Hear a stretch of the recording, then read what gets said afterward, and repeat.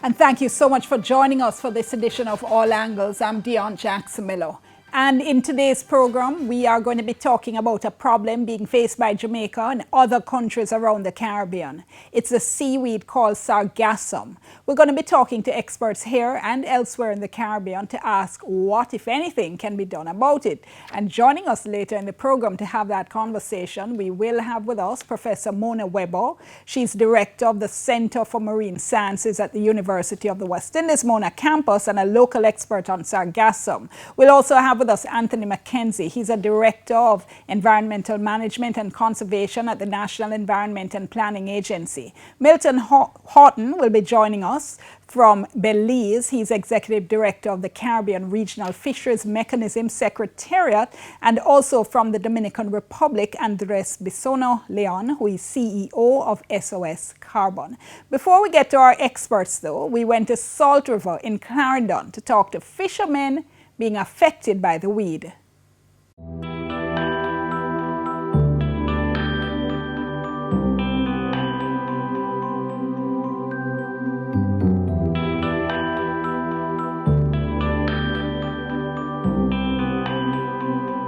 The grass, I don't know where it comes from still, because if you kill a lot of fish. That's Nicholas Swak, known as Bunny to friends and family. This is what he's talking about. A seagrass or seaweed called sargassum that's been piling up on Caribbean beaches for about a decade. The United Nations Environment Program, UNEP, says since 2011 there have been, quote, unprecedented, massive, episodic influxes of floating sargassum seaweed that end up on Caribbean beaches. Geraldo Moxham has been a fisherman at Welcome Beach in Clarendon for years. He's seen the sargassum weed come and go. But over the past few years, it's come and come and come. More than 5 years this, More than 5 years. It has been like this. It's all off, We come whole time for this year.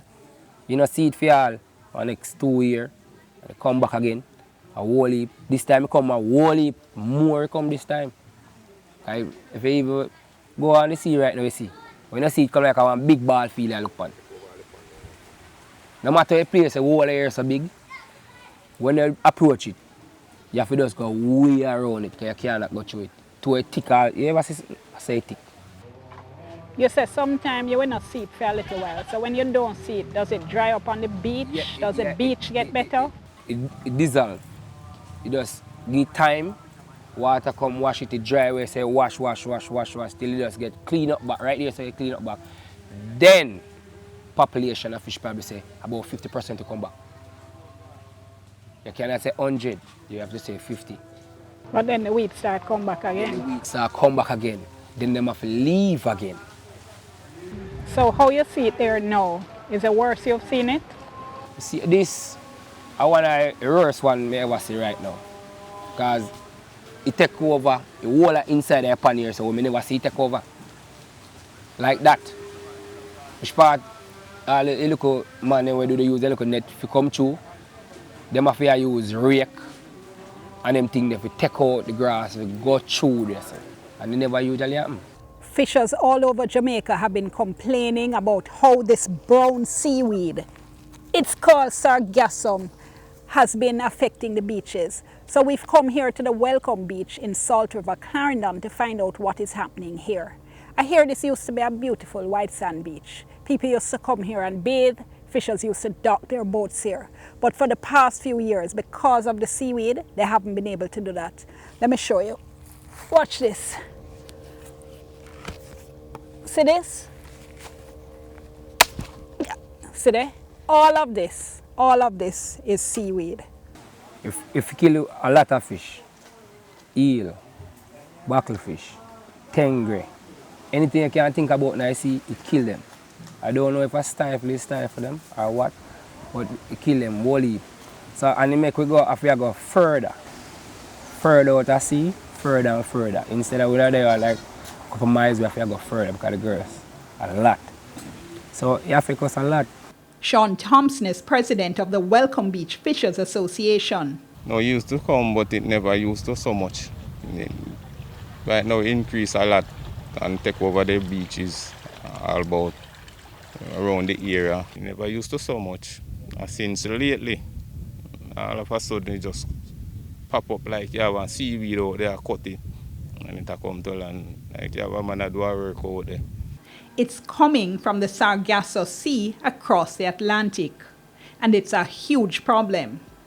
Record-breaking amounts of sargassum reached the Caribbean in 2018.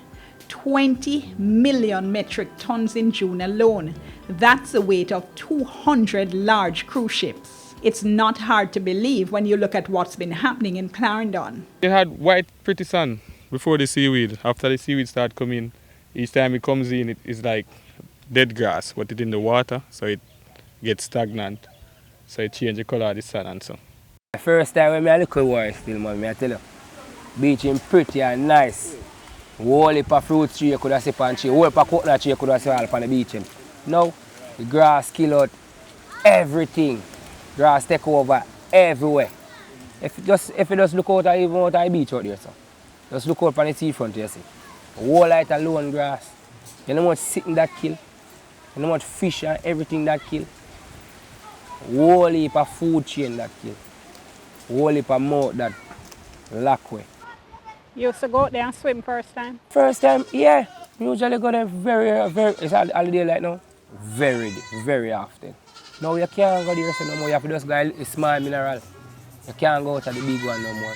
Because grass take over everywhere there. So we have our next beach run here when they call it Pig Bear. It take it over right completely. White sand, it on like when you look for leaf right here. But you can't even walk. And when it vanish away, you look for magic. Be a dead sitting. Be a winnie sitting. You understand? Be a them thing there. The inner grass when it dissolve out back to the car. It turn mud, you know.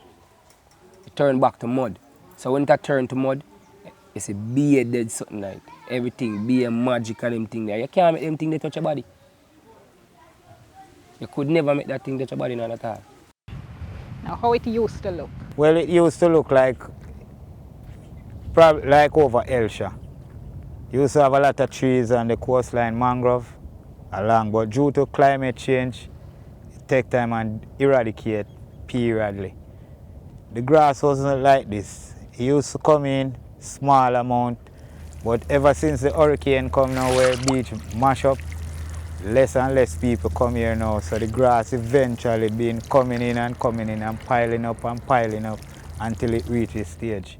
People used to use this for bathing beach? Bathing beach, plus the boat used to park here like Elsha. The fishermen? Yeah, fishermen.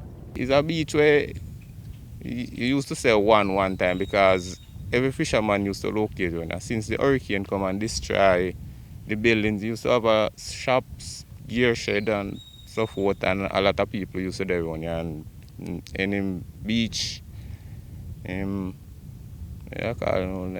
entertainment and so forth used to keep around here. Used to, I say one, because everybody used to there here one time. On this stretch of the Salt River coastline in Clarendon, the piles of sargassum stretched for hundreds of meters. Even to cast a fishing rod, fishermen have to wade through piles of rotting seaweed, as our cameraman Glenford found out when he tried to get to the water.